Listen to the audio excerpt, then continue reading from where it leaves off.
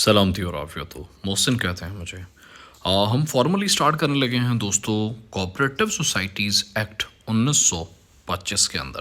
Before that we have dived briefly we dived into the history. मैं मज़ीद एक video में और बना देता हूँ हिस्ट्री और मज़ीद इंट्रोडक्शन पे, ताकि आपको वो बेसिक कंसेप्ट क्लियर हो जाएँ, ताकि आपको समझ आए कि हम पढ़ क्या रहे हैं। खैर, इसको एक्ट 7 ऑफ 1925 भी कहते हैं। ये कब लागू हुआ था ये डेट पूछी जा चुकी है, 4 दिसंबर 1925 के अंदर। This that is repeatedly asked in इस पेपर के अंदर, ये डेट पूछी जा चुकी है।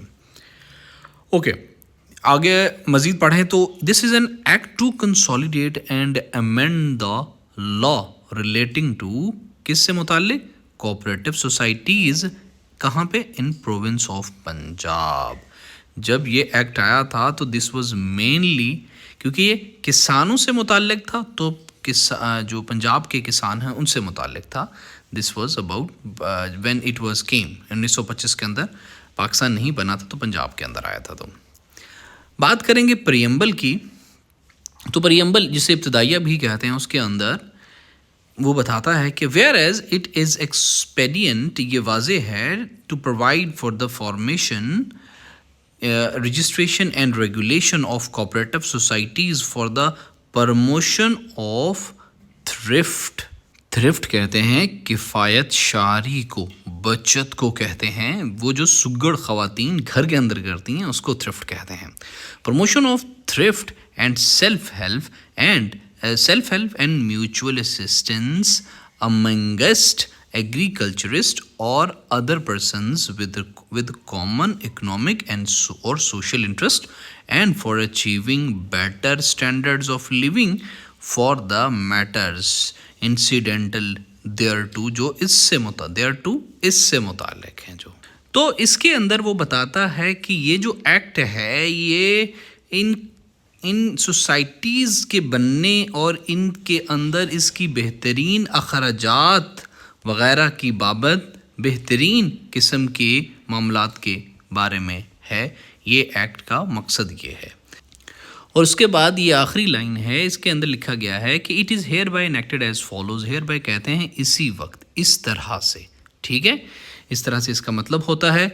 सो मैं एक एक वर्ड इस एक्ट का कराऊंगा जो भी इसके अंदर लिखा गया था, इंक्लूडिंग ऑल द अमेंडमेंट्स जो भी अब तक हो चुकी हैं, ठीक है। एक एक लफ्ज़ को कोशिश करते हैं, हम करते जाते हैं ताकि कुछ मिस ना हो जाए, और इसको कोशिश करेंगे स्किमिंग से ही हम करते जाएं। जिस लफ्ज़ की समझ रहे हैं आप कमेंट बॉक्स में पूछेंगे, मैं उसको कवर करा दूंगा ताकि आप लोगों का वक्त बच सके।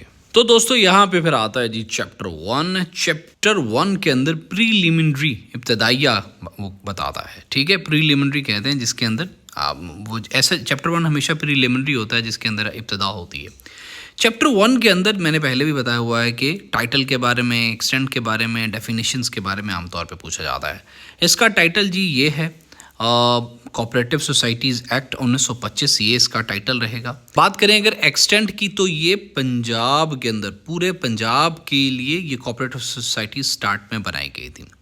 अच्छा, एक मैं पहले भी कहता हूँ, ये जो डेफिनेशंस हम पढ़ते हैं ना एक्ट के अंदर दोस्तों, हर एक एक्ट के अंदर डेफिनेशन ज़रूर दी जाती है, क्योंकि एक लफ्ज़ का इस्तेमाल एक जगह पे अलग होता है, माशरे के अंदर अलग होता है, सोसाइटी के अंदर अलग होता है, एक लॉ के अंदर अलग होता है, दूसरे लॉ के अंदर अलग होता है। सो हर एक एक्ट के अंदर चीज़ों को डिफ़ाइन कर दिया जाता है कि अगर हम ये कहेंगे तो उसका मतलब ये होगा। खैर, in this act unless there is anything repugnant in the subject और कंटेक्स्ट। रिपग्नेंट कहते हैं दोस्तों काबिले नफ़रत को, बुरा को, काबिले एतराज़ को कहते हैं रिपग्नेंट, ठीक है। तो वो कहते हैं कि जब तक किसी चीज़ के अंदर कोई चीज़ काबिले नफ़रत, काबिले एतराज़ होगी सब्जेक्ट और कॉन्टेक्स्ट के, वो तब तक चीज़ों का मतलब यही रहेगा। ये जो डेफिनेशंस की गई हैं। बेनिफिशियल ऑनर, सबसे पहले वो इसको डिफ़ाइन करता है। बेनिफिशियल ऑनर का मतलब है इस एक्ट के अंदर कि a natural person who owns or controls a society whether directly or indirectly or by voting rights or by exercising effective control in the society or by such other means may be prescribed। beneficial owner वो होगा जो कि कोई भी एक ऐसा बंदा जिसके अंदर जिसका कंट्रोल होगा सोसाइटी पे, वो किसी भी तरीके से वोटिंग राइट से या किसी भी तरीके से होगा, उसको बेनिफिशियल ओनर कहा जाएगा सोसाइटी का। ठीक है, सबसे पहले ओनर्स की बात हुई है। ओके, बाय लॉज एक टर्म है जो कि आप बार बार सुनेंगे इसके कानून के अंदर। बाय लॉज का मतलब हम देख लेते हैं। By laws registered under this act and for the time being came into force and include in a registered amendment of such bylaws। औखा कर दिए, चलो आसान करते हैं। इस कानून के तहत जो भी कवानीन बनेंगे, जो भी हम कवानीन आगे एक्ट के अंदर पढ़ेंगे, वो इसके बायलॉज है। ओके, उर्दू में इसका मतलब होता है ज़िमनी कवायद व ज़वाबत या कवायद, मतलब ऐसे कवायद जो कि इस तरह एक के अंदर लिखा हुआ ना, तो अगर एक का ए बन जाएगा तो उसके अंदर भी जो लिखा होगा ज़िमनी, जो मेन जो लॉ होगा उसके अंदर जो लॉ होगा, उसके अंदर जो लॉ होगा, उसको बाय लॉज कहेंगे। ठीक है, मैं इससे ज़्यादा सिंप्लीफाई नहीं कर सकता था इसको। फिर उसने कमेटी को डिफाइन किया हुआ है कि जब हम एक्ट पढ़ेंगे तो लफ्ज़ कमेटी आएगा ना, तो उसने बताया कमेटी किसको कहते हैं। कमेटी का मतलब होगा mean the committee of management की कमेटी और other directing body of the whole of the management of the affairs of society is interested. Management को कमेटी कहेंगे भाई, सीधी सी बात है। ओके, उसके बाद वो डबल बी में फाइनेंसिंग बैंक को डिफाइन करता है। ओके, उसके बाद उसने फाइनेंशियल बैंक को डिफाइन किया हुआ है।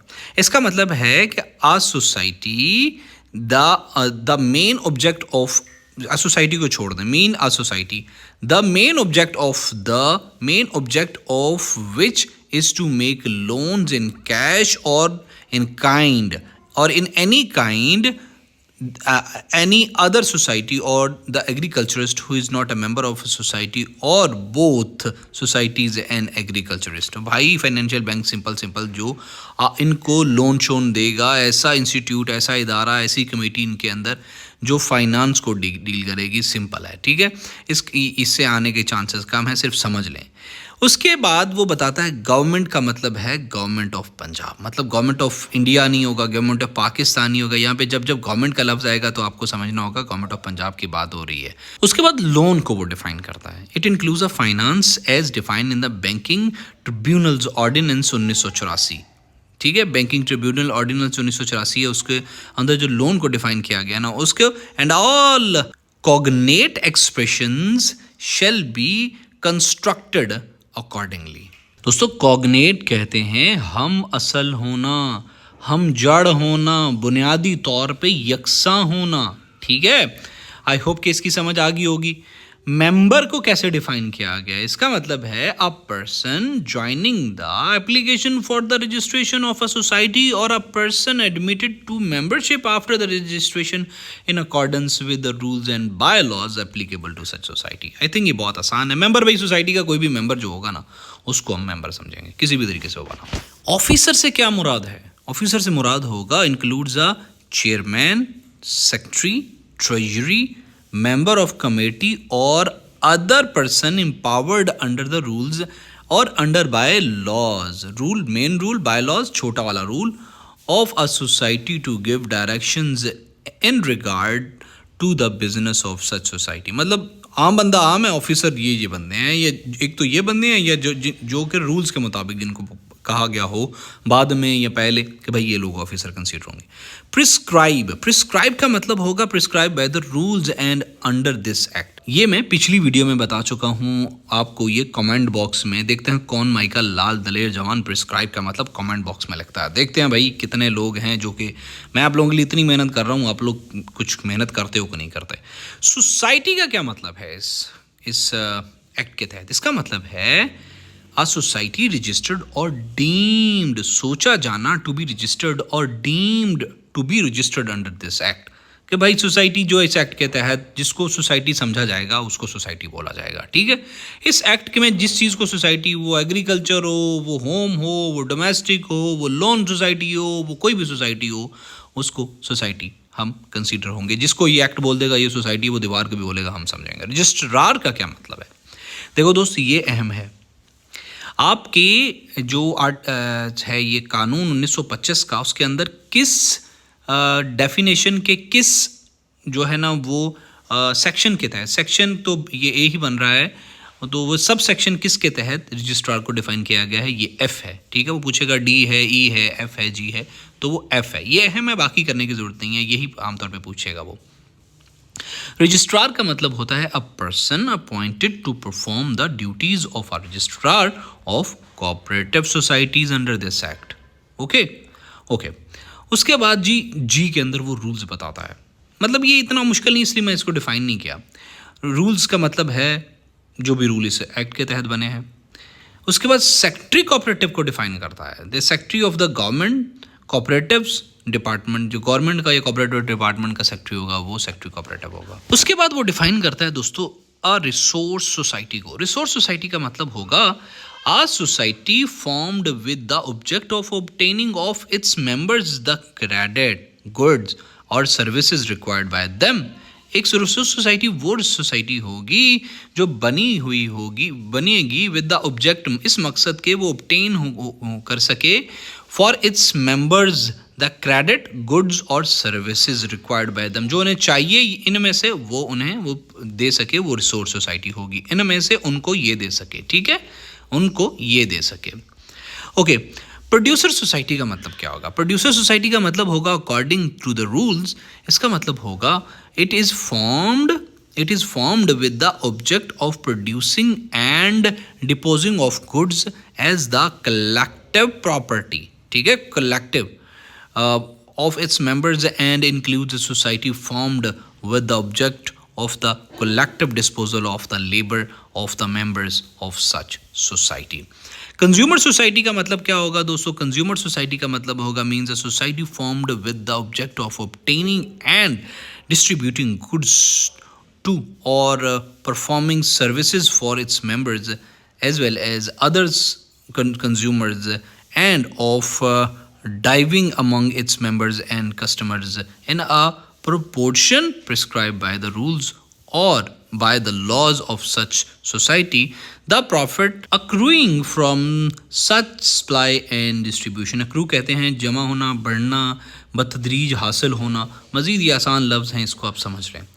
आ हाउसिंग सोसाइटी से मतलब होगा एक society which is formed with the object of providing its members with dwelling कहते हैं घर होना, मस्कन होना, जाए रिहाइश होना, किसी जगह पर रहना, तो उसको कहेंगे, and facilities relating to housing needs and conditions. I think इसको भी एक्सप्लेन करने की जरूरत नहीं है। ओके, इसके मुताबिक जनरल सोसाइटी का मतलब होगा, इसका मतलब होगा not falling under any of the 4 class above mention. जो भी ऊपर मेंशन 4 क्लासें हुई हैं उसके अंदर जो भी सोसाइटी नहीं होगी वो जनरल सोसाइटी के जिम्मे में फॉल करेगी। ओके, ये मजीद बताया गया है the registrar shall classify all societies. कौन क्लासीफाई करेगा? रजिस्ट्रार अंडर वन और other above the heads of his decision shall be final. और जो रजिस्ट्रार होगा ना, जिसके आप असिस्टेंट बनने जा रहे हैं, उसका फैसला आखिरी फैसला होगा। Uh society formed by which the object of the facilitating the operation of any of the above classes of societies shall be classified as a society of that class. आखिरी बात यह है कि एक लिस्ट ऐसी सोसाइटीज की publish की जाएगी, वो एनुअली, सालाना पब्लिश की जाएगी। किसके अंदर? ऑफिशियल गजट के अंदर। ये पूछा जाएगा कि सालाना पब्लिश की जाएगी, 6 माह में पब्लिश की जाएगी, 2 साल में, या कितने बार में, तो ये रहेगा आपका जवाब उस टाइम। तो दोस्तों, अगर आपने लाइक और कमेंट नहीं किया, अल्लाह करे आप फिरने हो जाए।